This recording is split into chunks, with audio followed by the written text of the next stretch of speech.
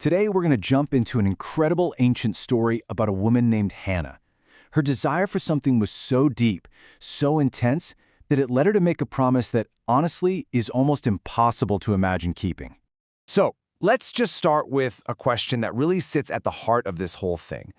What does it mean to want something so badly that if you actually got it, you'd be willing to give it all away? Just keep that question in the back of your mind as we get into this. All right, so our story kicks off with a man named Elkanah. Now, his family life was, well, to put it mildly, it was tense. He had 2 wives, which wasn't that unusual back then, but in his house, it created a really painful situation. And here's the core of the conflict. On one side, you've got Peninnah. She had kids, which in that culture gave her status, security, the whole deal. And she used it to be absolutely cruel to the other wife, Hannah. And then there's Hannah, no children, which was a source of just deep personal grief for her. And even though her husband, Elkanah, loved her dearly, that love just wasn't enough to fix the hurt. And listen, this wasn't just some occasional argument. The story makes it super clear that this was a relentless, grinding torment. Imagine this.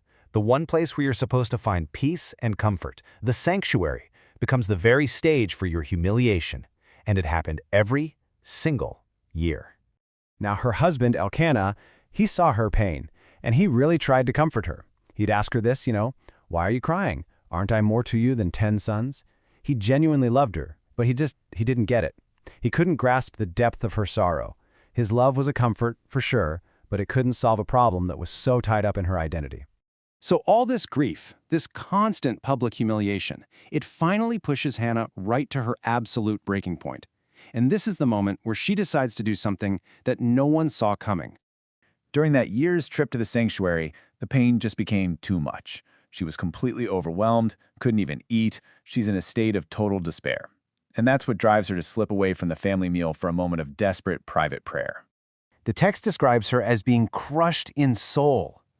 I mean, just feel that for a second. This isn't some polite, pre-written prayer. This is raw, ugly crying. This is a prayer from rock bottom, where all you can do is just let it all out. And right here, in this moment of just gut-wrenching prayer, 2 wild things happen back to back. Hannah makes an absolutely unbelievable promise, and she gets completely misunderstood by the one person of authority who sees her. She doesn't just ask for a son, she makes a deal, a bargain. She vows that if God will just see her pain, and give her a son, she'll give him right back. She will dedicate him to a life of service. It's an all-or-nothing move, born from pure desperation. So while Hannah is pouring out her soul in this silent, agonizing prayer, the priest, a guy named Eli, is watching her. He sees all this intense emotion. He sees her lips moving, but he doesn't hear a thing. And man, does he jump to the wrong conclusion. He accuses her of being drunk. In the house of God? Can you even imagine? She is at her lowest, most vulnerable point, and the religious leader publicly shames her, just piling on top of all her pain. But Hannah doesn't crumble. She stands up for herself with this heartbreaking clarity. She tells him, "Oh no, sir, I'm not pouring out wine. The only thing I've been pouring out is my heart." And her response is so honest, so raw, that it completely flips the script on Eli. After he hears her out, Eli blesses her, and the effect is instantaneous. It's like the weight is just lifted off her shoulders. She goes back to her husband, eats a full meal, and her face isn't sad anymore. It's described as radiant. Something fundamentally changed inside her, right then and there.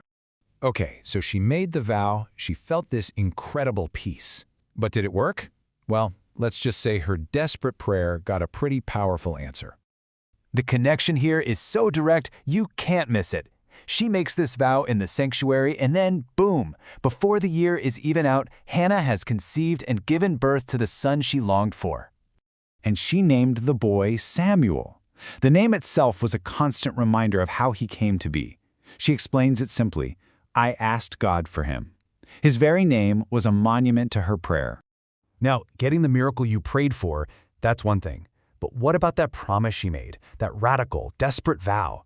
This is where the story gets truly powerful. Once Samuel was old enough, We're talking maybe 3 or 4 years old, just a toddler.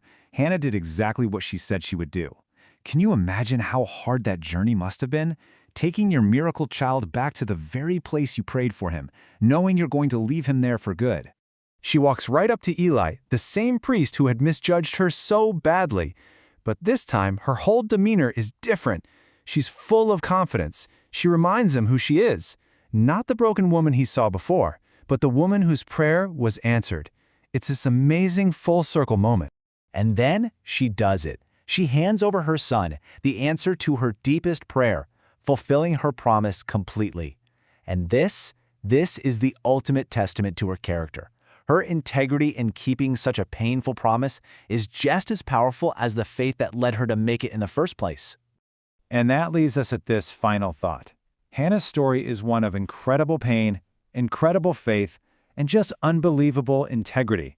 It really makes you wonder, doesn't it?